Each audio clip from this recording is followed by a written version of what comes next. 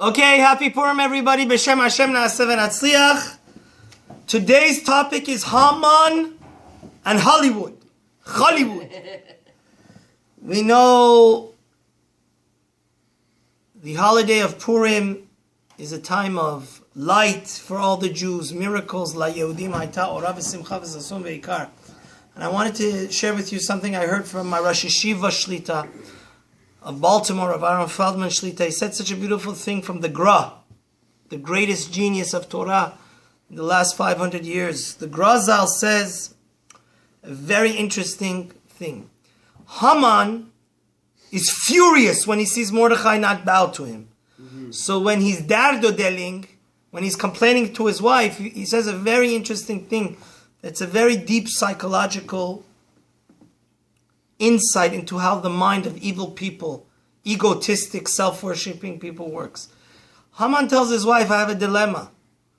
I have all 10 children and all the money of the world and everybody in the world bows to me. Haman basically, many of the commentators say that the king Achashverosh was a very weak and womanizing king. The real power of the kingdom was in whose hands? Haman.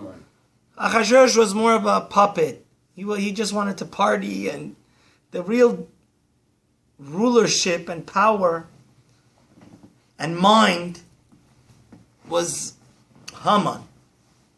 And he explains all his glory and all his prestige and all his tremendous wealth and all his...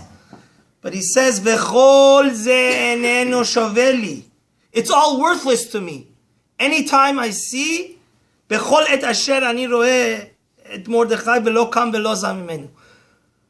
All of this grand glory, this colossal wealth, all these children is worthless to me. When I see that Mordechai refuses to bow to me. So the Gra says such a mind-boggling idea, which is so heartwarming. He says there's a common misconception. People think, okay, if you're religious and righteous, right? They say good guys finish last, right? So if you're spiritual, in this world you're miserable, but the next world you have.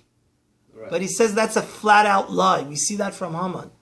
Because the tragedy of evil is, even this world they can't enjoy. Even this world they don't have the facility to enjoy. You know why? Because they're full of themselves.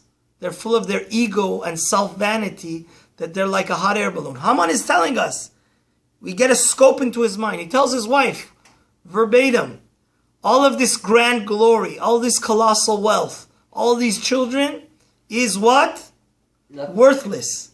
Because when I see Mordechai not bow to me, I can't have pleasure from anything.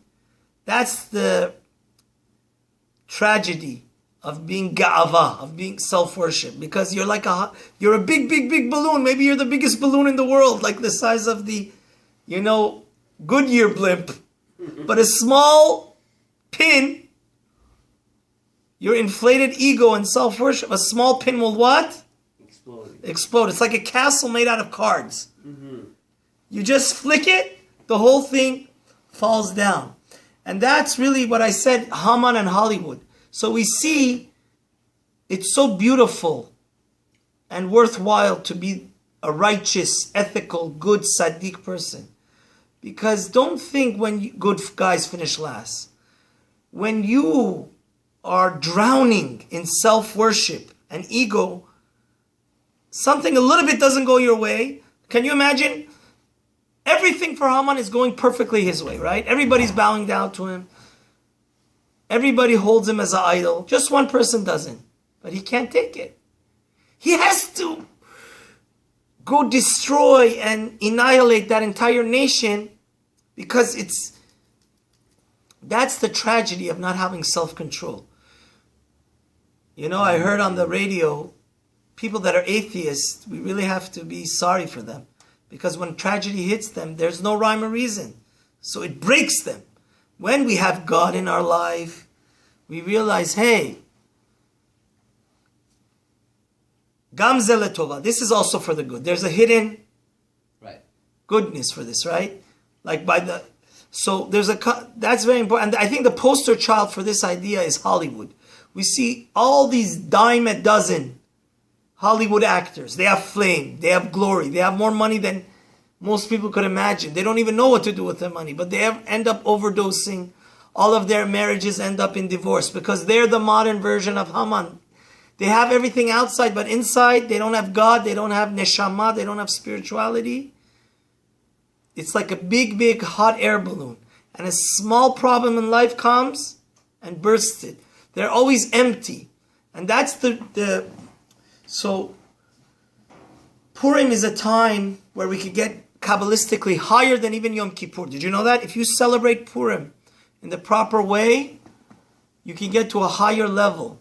And I think the most important thing, the greatest achievement we made on Purim is that we accepted the Torah from Simcha.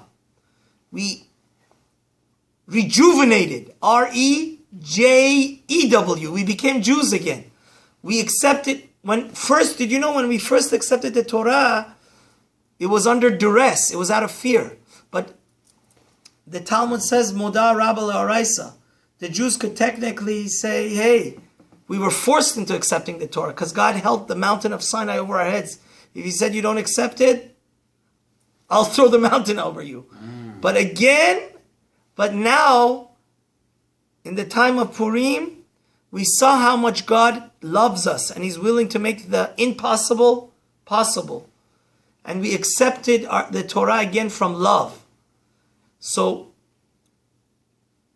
realize everybody, the Torah not only gives us the next world. When you have Torah, first of all, you have God. You have a soul. And you're just not, you realize that not everything has to go your way for you to be happy. Because we realize that God has a master plan and the central focus of our life, not like Haman, which worships himself, is God. Not like Hollywood, where they have no self-control and anything goes. And in the end, everything ends up in drug overdose and divorce, and they change their spouses like I changed my socks. Right. So that's the great tragedy.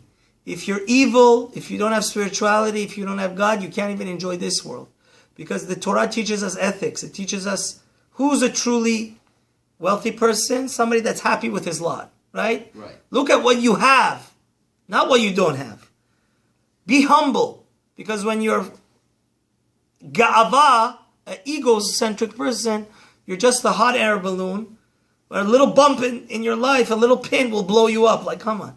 So may Hashem help us that we should really enjoy this world and have a truly uplifting and wonderful Purim. Don't forget to subscribe and have a wonderful day.